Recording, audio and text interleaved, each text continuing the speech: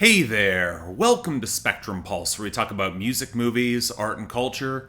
And today we finally have from Hamish Hawk, A Firmer Hand.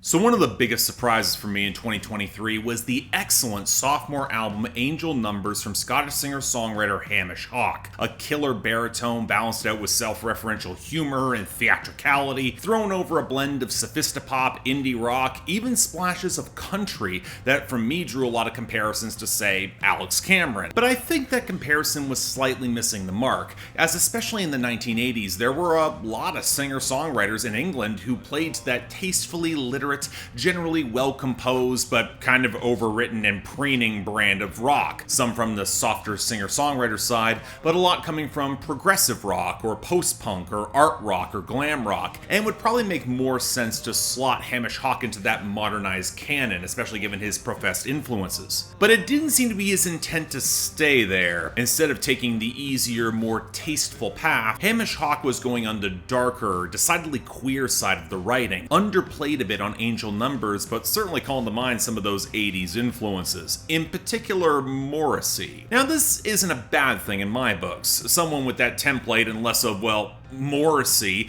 it's gonna grab my ear, especially if Hawk was taking his theatricality more even towards goth rock and then reinforcing the very queer undercurrent of that genre's history. And hell, while Hamish Hawk was described to me last year as spectrum pulse core, this was certainly another angle of it of which I would have no problem getting more attention. So what did we get with A Firmer Hand? Well, pretty much just that. A shorter, leaner, slightly nastier project that tilts into the reverb guitars, coursing bass lines, and queer sexual intensity that epitomized that era of goth and post-punk, with Hawk allowed to express more literally which was often left implied, or maybe in the music videos in Thatcher's Britain in the 1980s. It almost feels single-minded in how so many of these songs land in a tempestuous encounter, normally amongst gay men, but Hamish Hawk is using these experiences to paint the contours of these relationships or hookups with the sort of lived-in detail and emotional complexity that goes well beyond sheer horniness, sometimes where he feels repressed and dispassionate,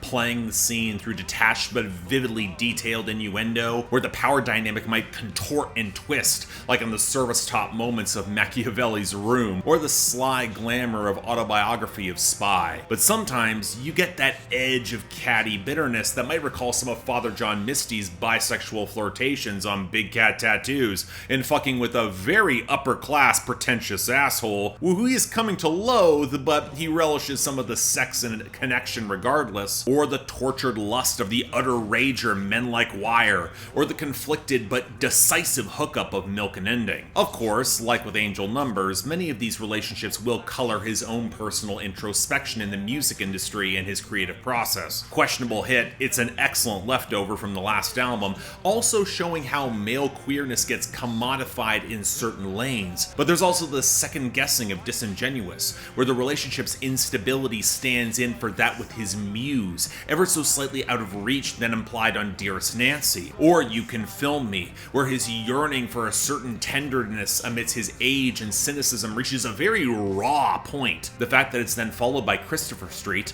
a delicate piano ballad that is celebrating the drag queen and Stonewall activist Marsha P. Johnson, shows that same direct agitation and yearning to pay it tribute. Similar to Angel Numbers, this album is often struck between Hamish Hawk's self-conscious whinging for moments that are trying to be more real, especially when to him they feel so obvious, like the anguished relationship collapse of the opener Juliet As Epitaph, but then actually confronting them, where he's then forced to show his agency in the scenes. And the radical and very British discomfort with some of that emotional realness adds and lends to that drama. And thus it does make sense that the album ultimately ends with an apology, but no explanation. He saw men who cosplayed themselves as left-leaning abandon their true selves when the money came in. He admits his own messy culpability in that scene where he might have well done the same with that opportunity. And while he came out the other side a bit more sure of his true self amidst all the heartbreak in his wake, there is no easy explanation, moral truth for those that he's hurt or abandoned along the way. And naturally the song is called The Hard One, and yes, that's a triple entendre, one of many across this album, which also shows this great subtle sense of humor that I really love. But here's the trick.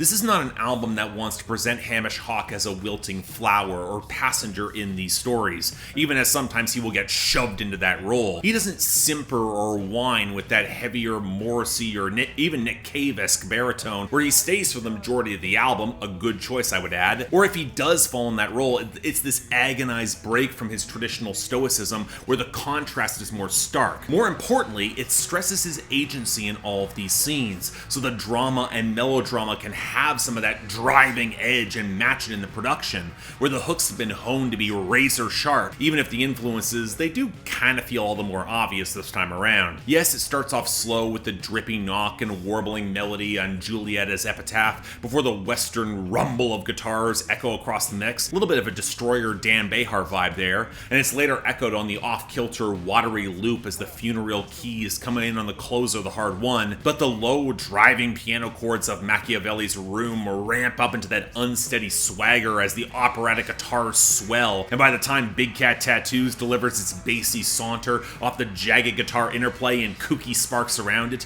the album is locked into a real proper groove. And while the textures might feel generally familiar in this sound, occasionally a bit blown out, maybe could afford a little bit of a stronger bass presence, including how the gently restrained flutters of Questionable Hit could have easily hit on Angel Numbers, and I appreciate the irony of me even critiquing it there, but the knack for phenomenal melodic motifs and hooks complement the writing beautifully. From the gauzy shuffle of Nancy Dearest with a great hook that can still rip into a model actress-esque noise guitar solo, to the bluesy growl and organ wells of You Can Film Me, and it gets even more bouncy on Disingenuous, though, the great bass line and that mid-90s Nick Cave snarl of Milk and Ending, to Men Like Wire being probably the best post-punk jam I have heard all year, goes so hard. In short, I think the darker genre swerve might throw some audiences, along with the content, but the wit is unmistakable. There's a powerfully tight emotive core with a lot of subtle flair. The hooks utterly rule, and not for nothing, it's also sexy as hell, in a very specific, mature, queer, brooding, but unabashedly intense way. I knew that Angel Numbers was gonna click for me, but this is a different beast. It's on a different level. Handily one of the best singer-songwriter albums of 2024, even if Nick Cave and the Bad Seeds put out Wild God later this week. You probably missed this, and you shouldn't have.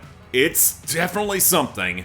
Check it out. So yeah, thanks a lot for watching. If you want to see more, please be sure to like, share, drop comments, subscribe. Yeah, I'm a little bit later to this than I wanted to, but I wanted to give it its proper due, especially given I didn't want to do it when I was on vacation, and I was already limited on time as it is there, just getting back into my routine of things back home. Beyond that though, anything else I might be able to do to improve my presentation, I'm all ears. And if y'all want to get involved in helping support the channel, link to my Patreon is there for now. Again, I've been talking about some of the drama going around behind the scenes there. We will see how all of that falls out. Stay tuned for more updates there, but in the meanwhile, if you want to influence my schedule, yell at me on Discord, options available. Till then, I'm Mark, you're watching Spectrum Pulse, and I'll see you next time.